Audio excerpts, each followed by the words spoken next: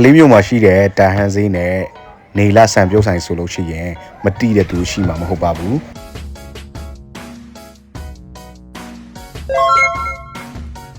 ဟယ်လိုဓမ္မအားလုံးမင်္ဂလာပါ fresh ကနေပြီးတော့ပြန်လဲကြိုဆိုလိုက်ပါတယ်ဒီကနေ့တော့စကိုင်းတိုင်းကလေးမျိုးမှာရှိတဲ့တန်ဟန်စီတဲ့ကိုအလဲတော်မှာဖြစ်ပါတယ်နည်းနည်းပပလေးရှောက်ပတ်ကြည့်ပြီးတော့ကျွန်တော်ကြိုက်တဲ့ဆန်ပြုတ်ဆိုင်မှာသွားစားမှာပါ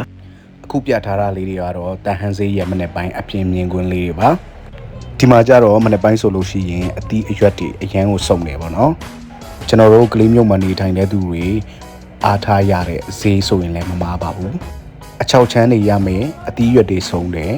ပြီးတော့ဈေးထက်မှာဆိုလို့ရှိရင်အဝတ်အစားဖနက်ကစအစုံရပါတယ်ချင်းလူမျိုးတွေအများစုနေထိုင်တဲ့ကလေးမျိုးတဟန်ဈေးလေးကိုတော့မသိတဲ့သူမရှိပါဘူးအိန္ဒိယဘက်မှာရှိတဲ့ချင်းလူမျိုးတွေတောင်လာပြီးတော့လဲပတ်ရတဲ့အထီကိုဖြစ်တဲ့ဈေးလေးပါခဲဒီမှာရတဲ့အသီးရွက်တွေလည်းပြပြီးပြီဆိုတော့အခုကျွန်တော်ကြိုက်တဲ့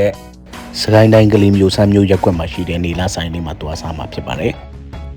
ဒီဆိုင်ကိုတော့မနက်6နာရီခွဲကနေပြီးတော့ညနေ9နာရီထိဖွင့်ပါတယ်ပိတ်ရမရှိပါဘူးဒီနေလာဆိုင်ကိုပြောပြီးဆိုလို့ရှိရင်အကုန်လုံးကတော့ဆံပြုတ်လေးနဲ့တွဲမြင်နေရတာပေါ့နော်ဆံပြုတ်အစုံတပွဲဆိုလို့ရှိရင်2900ပေးရပါတယ်ကျွန်တော်တို့ကလေးနယ်ဘက်မှာဆိုလို့ရှိရင်ဆံပြုတ်ကိုတော့ breakfast အနေနဲ့ပဲစားနေ့လယ်ပိုင်းပဲစားညနေပိုင်းပဲစားအများတန်း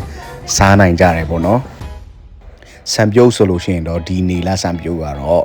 လူတကာတီးတဲ့စိုက်တဲ့ဆံပြုတ်ဆိုင်လေးပါဒီဆံပြုတ်မှာဆိုလို့ရှိရင်ပဲပင်ပေါက်တွေကြက်ဥတွေနန်းနန်းပင်တွေထည့်ထားပါတယ်ချက်သားနဲ့အဓိကချက်ထားတာဖြစ်ပြီးတော့စားရတဲ့အလုပ်တိုင်းမှာအရန်ကိုအရသာရှိပါတယ်ကျွန်တော်ကတော့ဆံပြုတ်စားပြီးဆိုလို့ရှိရင်အစုံထည့်ခိုင်းတယ်ပြီးတော့ငရုတ်သီးလေးထည့်ပြီးတော့တံပရလေးညက်တာနော်အဲ့ဒါမှသူ့ရဲ့အရသာလေးကပို့ပြီးတော့ပြည့်စုံသွားတာပေါ့ဒီဆံပြုတ်ဆိုင်လေးကတော့ကလေးမျိုးမှာရှိတဲ့လူငယ်တိုင်းရဲ့အမတ်တရားဖြစ်တဲ့ဆိုင်လေးပါအဝေးကိုရောက်နေတဲ့သူတွေ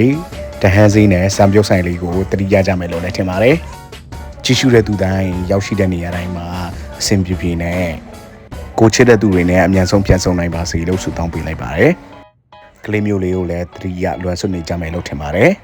ဒီဗီဒီယိုလေးကိုအဆုံးထိကြည့်ပြီးလို့အထူးပဲကျေးဇူးတင်ပါတယ်နောက် vlog တွေမှာပြန်ဆုံကြမယ်နော်အားလုံး bye bye